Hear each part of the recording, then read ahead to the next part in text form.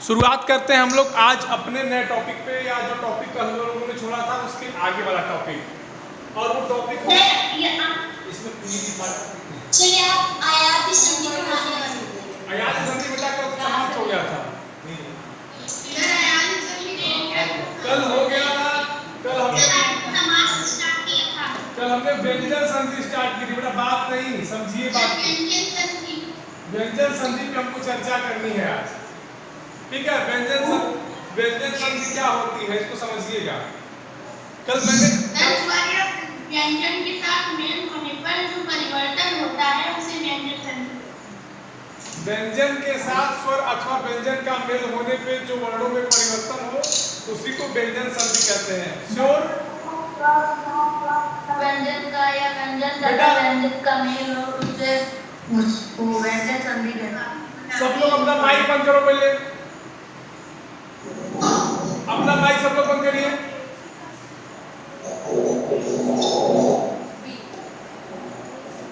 बंद करिए mic. Right से म्यूट ऑल कर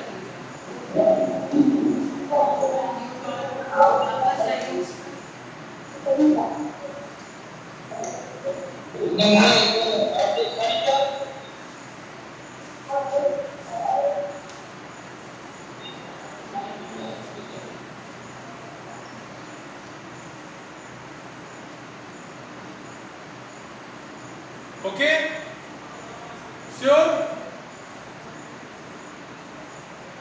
किसी कोई प्रॉब्लम? No sir. चलिए अब सुनिए, अब जो मैं बोल रहा हूं उसको सुनिए। देखिए व्यंजन संधि क्या होती है। स्वर, व्यंजन का स्वर अथवा व्यंजन के साथ मेल। व्यंजन के साथ क्या मिले? या तो स्वर मिले या व्यंजन मिले, ठीक। व्यंजन इसको कहते हैं व्यंजन संधि। समझिए इसको, ठीक है बेटा। ये एक साधारण सा फार्मूला आपके लिए व्यंजन संधि का हो गया।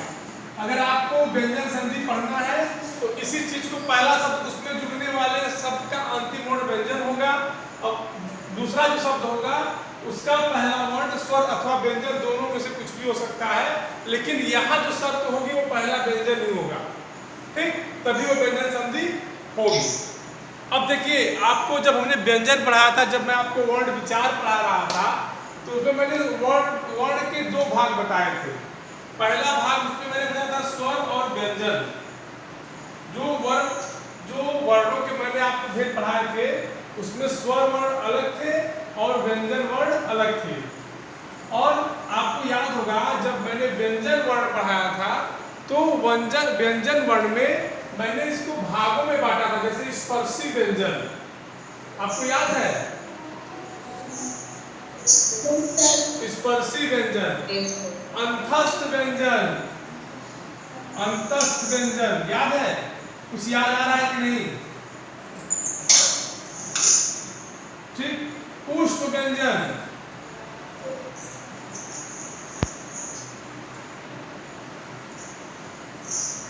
ये सब याद आ रहा है कि कुछ नहीं याद आ रहा? संयुक्त व्यंजन,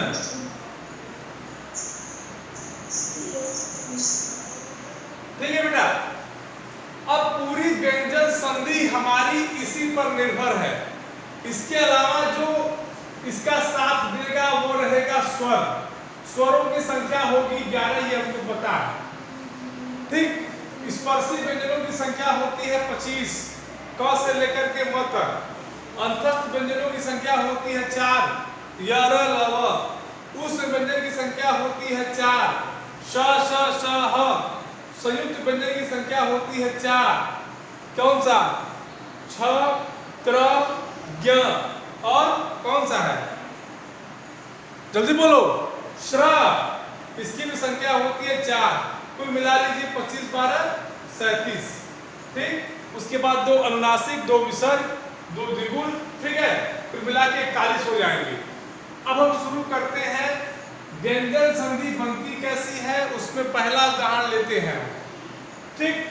आपको हमने वर्ग बताया था स्पर्शी व्यंजन में, याद है? हमने वर्ग बताया था, क वर्ग, च वर्ग, याद है, ट वर्ग, त वर्ग, सब याद है कि नहीं बताइए। उसके बाद कौन था, प वर्ग, ठीक। और हर वर्ग में 5 अक्षर थे, 5 5 5 5 5, कुल मिला के 25। ये स्पर्शी व्यंजनों की संख्या थी। बोलिए। देखिए, मेरे बताने का मतलब ये नहीं है कि आपको नहीं आता है, मेरे बताने का मतलब ये है कि अगर आप इस चीज को जानेंगे, आपको अगर ये सब चीजें याद हैं, तभी आप व्यंजन संधि कर पाएंगे।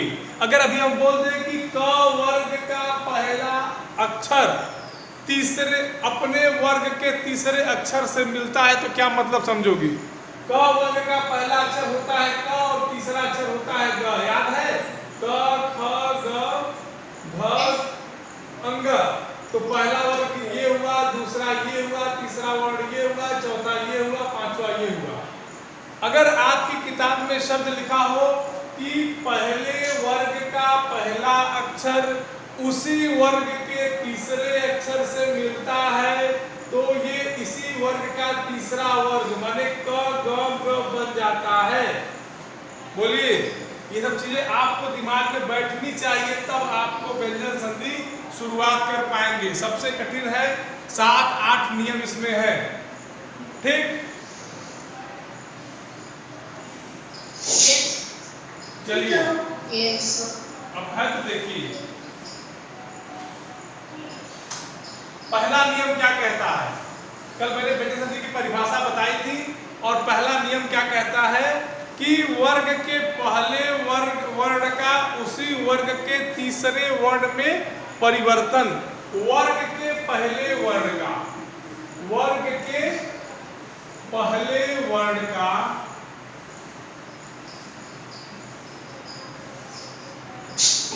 उससे बड़ा बात कोई नहीं करेगा, ध्यान से छूट जाएगा तो छूट जाएगा। उसी वर्ग के तीसरे वर्ण में परिवर्तन, ये आपकी हेडिंग बनेगी, तीसरे वर्ण में परिवर्तन।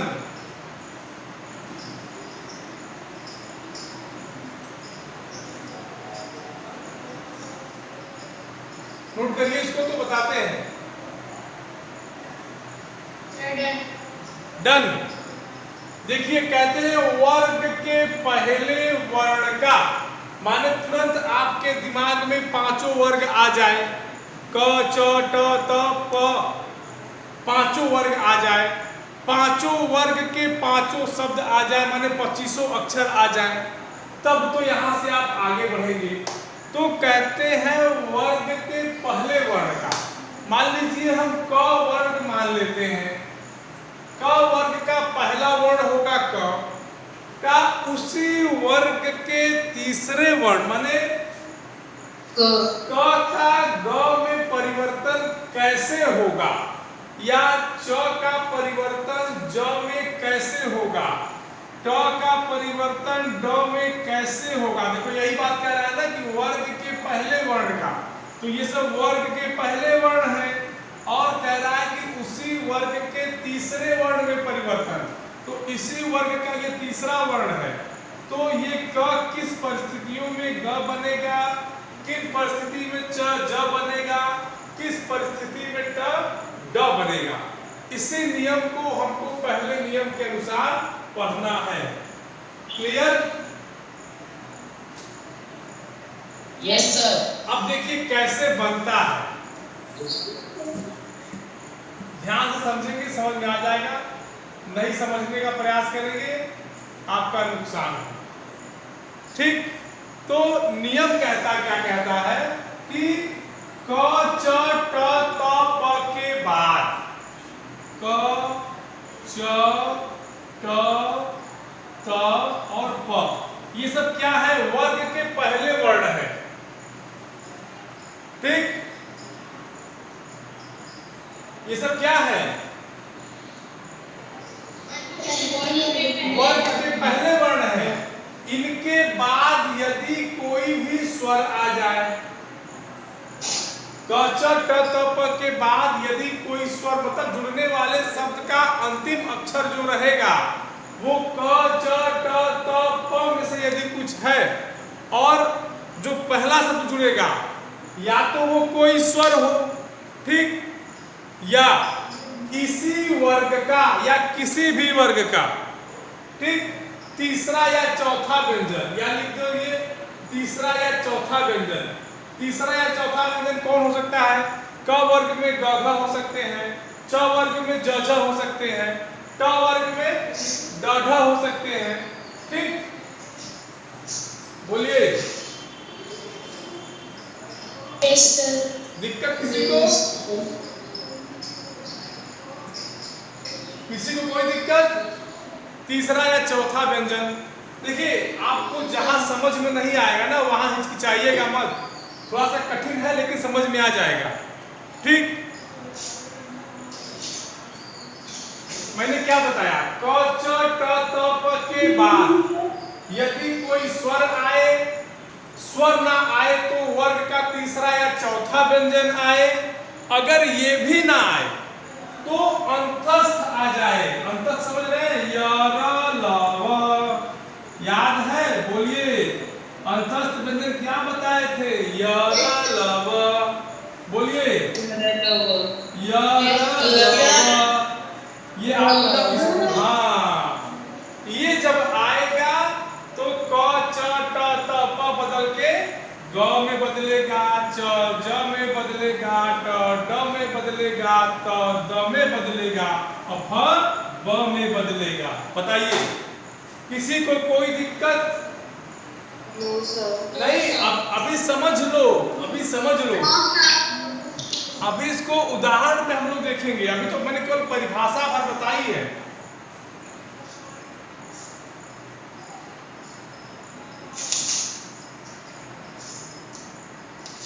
अभी आप लोग इसका स्क्रीनशॉट ले लीजिए या इसको नोट कर लीजिए एक फार्मूले के रूप में। कर लिए? अच्छा हाँ बेटा बताओ, डाउट बताओ। सर मतलब यहाँ पे लिखा है कि क ख च ड उसके आगे स्वर या कोई भी तीसरा चौथा वर्ण आए, अगर हम क के तीसरे वर्ण में से ग क धन ग लिखें तो भी परिवर्तन होगा? देखो पहले आप हेडिंग पढ़िए, हेडिंग क्या लिखा हुआ है। आप पहले जो सबसे ऊपर मैंने लिखा है उसी को पढ़िए। वर्ग के पहले वर्ण का उसी वर्ग के तीसरे वर्ण, कहते हैं कि वर्ग के पहले वर्ण का उसी वर्ग के तीसरे वर्ण में परिवर्तन।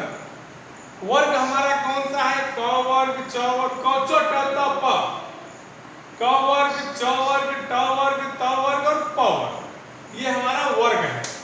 अब वर्ग के पहले वर्ण, पहला वर्ण यही आपके सामने हूबहू लिखा हुआ है। क्लियर? इसके बाद ये तो एक बात हो गई। अब वर्ग के पहले वर्ण का उसी वर्ग के तीसरे वर्ण में, माने क वर्ग का अगर है और ये पहला वर्ण है तो क वर्ग के ही तीसरे वर्ण में परिवर्तन होगा। जैसे अगर क है तो ग में परिवर्तन होगा, क ज में नहीं परिवर्तित होगा, या जो च है वो ड में नहीं परिवर्तित होगा। क हमेशा ग में होगा, च हमेशा ज में होगा और ट हमेशा ड में होगा। मतलब अगर उसी वर्ग का है तो उसी वर्ग के तीसरे वर्ण में बदलेगा। कैसे?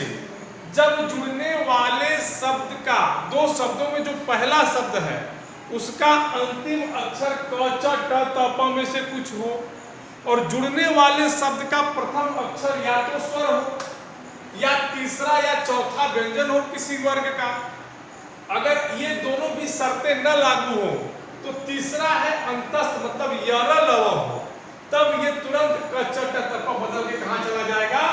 ग में, ग ड ज में। ठीक है? Yes sir. समझे?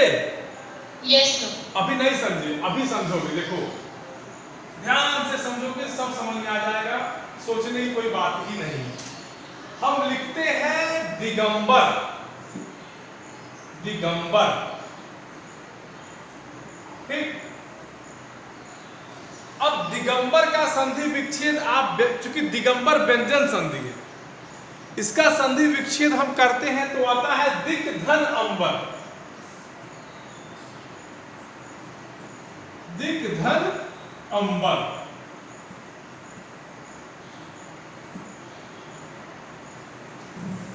अब जो मैंने आपको परिभाषा अभी 1 सेकंड पहले बताई,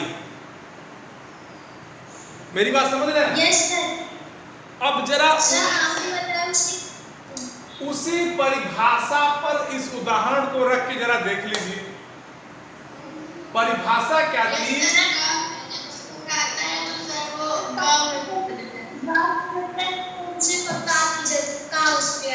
आपने बताया था कि वो पहले उसी वर्ण का वाला। अगर अंतिम अक्षर क च ट त प में से कुछ हो उसके ठीक बाद स्वर आ जाए, तो देखो क के ठीक बाद स्वर आया है कि नहीं? पहली कंडीशन ये थी कि उसके ठीक बाद क्या आ जाए? स्वर आ जाए।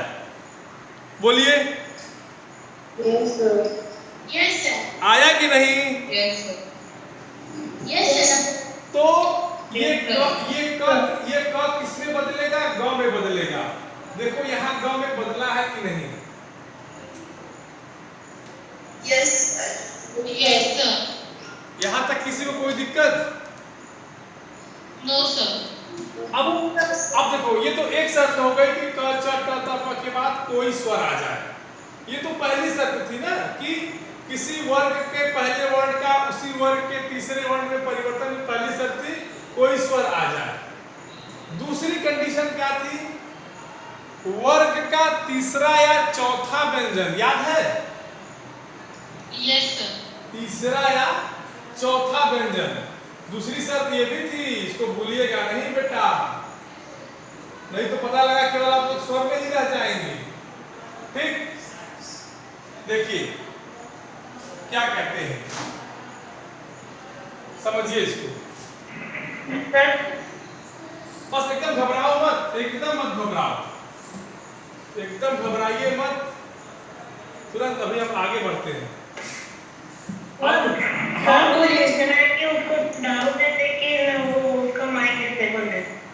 बेटा माइक, अब ये आपकी प्रॉब्लम बेटा, माइक डिसेबल है तो ये आपकी प्रॉब्लम है, मेरे एंड से तो कोई प्रॉब्लम नहीं है। हम लोगों ने कुछ नहीं किया। दिग्दर्शन,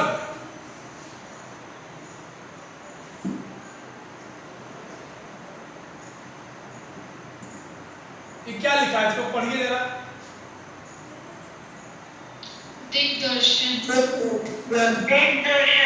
दिग्दर्शन, इसको तोड़िए जरा सा।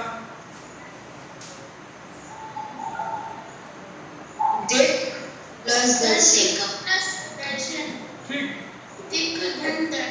देखो ये हम लिख रहे हैं केवल तुम्हारी सुविधा के लिए। जब हमने दिग्दर्शन लिख दिया, अब तुरंत अपनी परिभाषा का जो दूसरा स्वरूप था उस पे जाइए।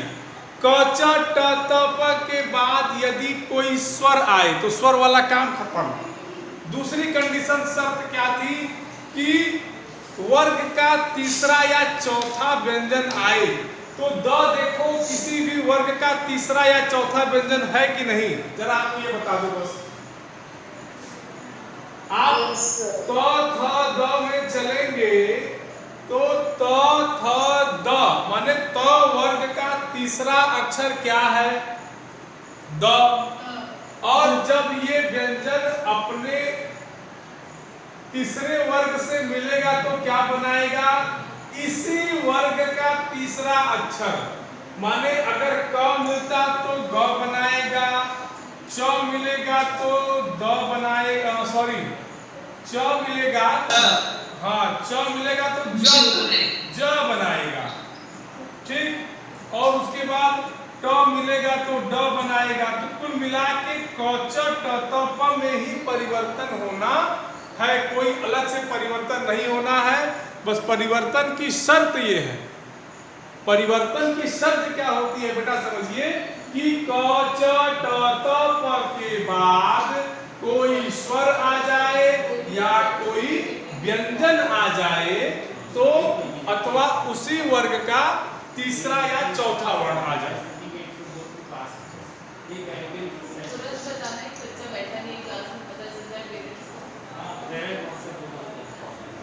और अगर नहीं हो पाता तो यहाँ पर नंबर नॉमिनल हो देते थे, जिसमें पेरेंट्स के नंबर देखे हो, क्योंकि not all the numbers are required. जिसका नहीं हो रहा स्पेसिफिक पेरेंट को तुरंत कॉल करके 2 सेकंड का कॉल मैसेज जब तक बैठे एक कॉल करके बच्चा नहीं अटेंड करेगा, देखो आई एम लॉस्ट, या फिर व्हाट्सएप इमीडिएटली कर दिया, मैसेज कर दिया।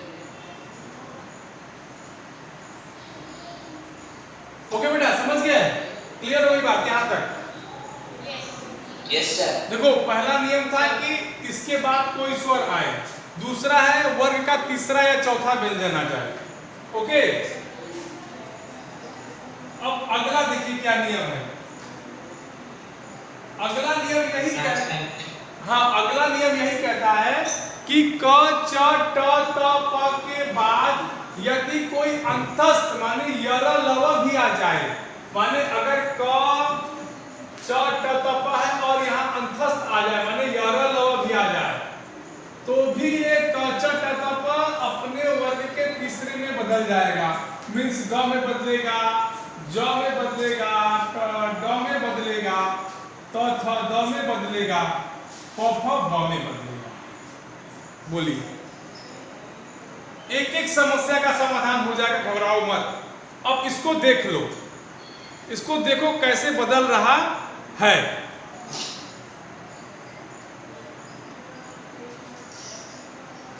सर आपने ड के बाद क्या लिखा है?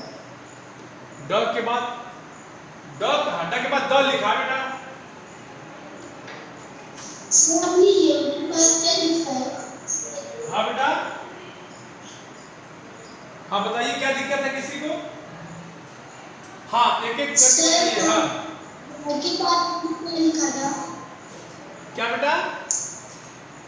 सर ड के बाद आपने वर्ड लिखा था। ड के बाद हमने द लिखा है। ड के बाद हमने क्या लिखा है? द लिखा है। समझ गए? हाँ।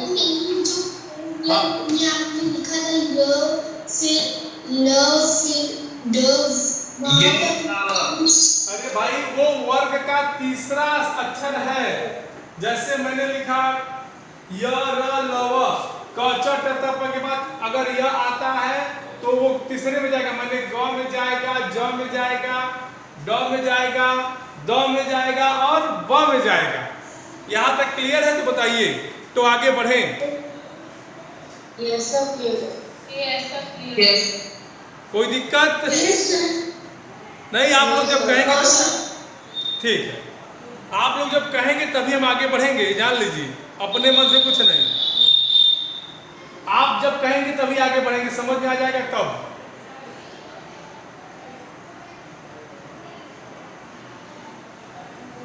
ठीक,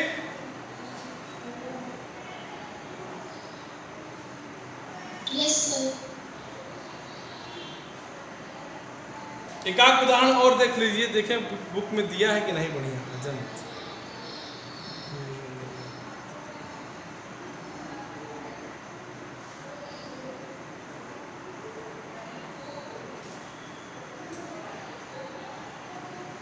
ये आपकी किताब में इस नियम के कई उदाहरण दिए गए हैं। वैसे मैंने सबको बता दिया है, ठीक है, सॉरी हमने सबको बता दिया। हमने कुछ ही बताए हैं, बाकी आप लोग परिभाषा पे इम्प्लीमेशन करिएगा। ओके, अन्य उदाहरण को परिभाषा पे रख के देखिए कि क्या ये किताब में दिए गए उदाहरण जो हमने बताया है उससे मिल रहे हैं अथवा नहीं। बोलिए। Okay sir. कर लेंगे? Yes sir. किसी को कोई दिक्कत? No sir. अच्छा, दूसरा नियम भी बता दें। Yes sir. देखो, दूसरा नियम क्या कहता है? वर्ग के पहले वर्ण का पांचवें माने इसी, अब देखो दूसरा नियम क्या कहता है? वर्ग के पहले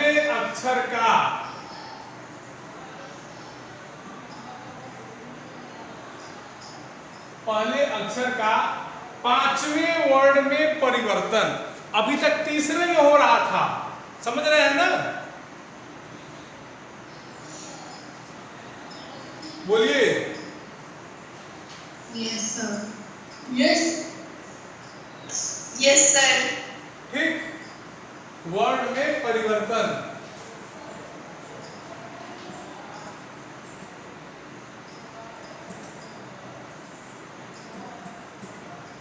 देखिए, मतलब अभी तक जो था कि वर्ग के पहले वर्ण का तीसरे में कैसे परिवर्तन होगा, अब 5वें वर्ण में कैसे होगा। ठीक,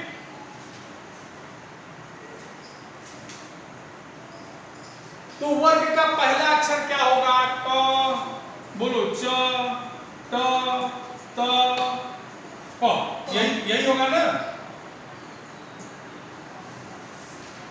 बोलिए। Yes sir.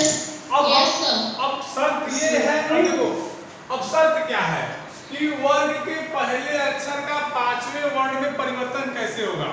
एकदम आसान की भाषा में समझ लीजिए, बस क, च, ट, त, प के आगे माने अगर जुड़ने वाले शब्द का अंतिम अक्षर इन सब से शुरू होता है और उधर का जो पहला जुड़ने वाला पहला शब्द है ये म और न से हो गया तो बस काम तमाम। क तुरंत बदल जाएंगे कहाँ? अपने साथी अंग में। च बदल जाएंगे इय में, ये बदल जाएंगे अण में, ये न में, और ये म तो है ही ऑलरेडी। बताइए, इसको नोट कर लीजिए, तुरंत नोट करिए इसको। ये आपकी परिभाषा का सूत्र फार्मूला है, सूत्र रूप कह सकते हैं, सूत्र फार्मूला सॉरी सूत्र रूप कह सकते हैं। नोट करिए इसको। तो सर कर लिया। कर लिया। अब देखिए, अब हम उदाहरण पे इसको देखते हैं। उदाहरण क्या कहेगा?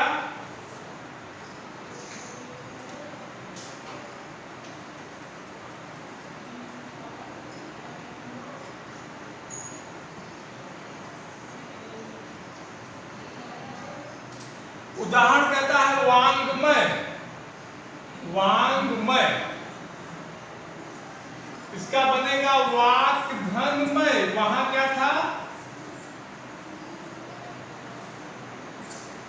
वाग्धनमय, वांग्मय। देखिए वही परिभाषा है कि क के बाद या क, च, ट, त, प के बाद यदि म या न आ जाए। देखो क के बाद म आ गया, बोलिए। Yes sir. आया? Yes sir.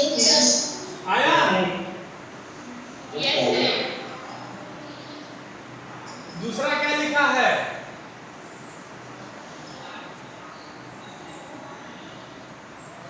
उन्नति। उत्धनति।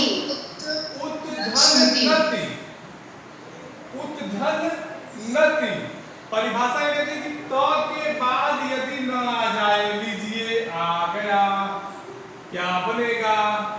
बता दे बच्चा। न बनेगा। क्यों?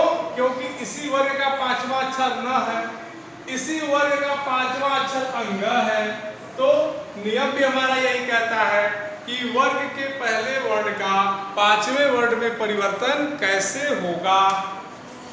ठीक, बोलिए। Yes sir. मुझे अब यहाँ तक किसी को कोई दिक्कत नहीं होनी चाहिए। No sir. हाँ? No sir. अच्छा, चलिए अब समय है कि आप हमसे पूछें, आपको जो न समझ में आया हो। ओके?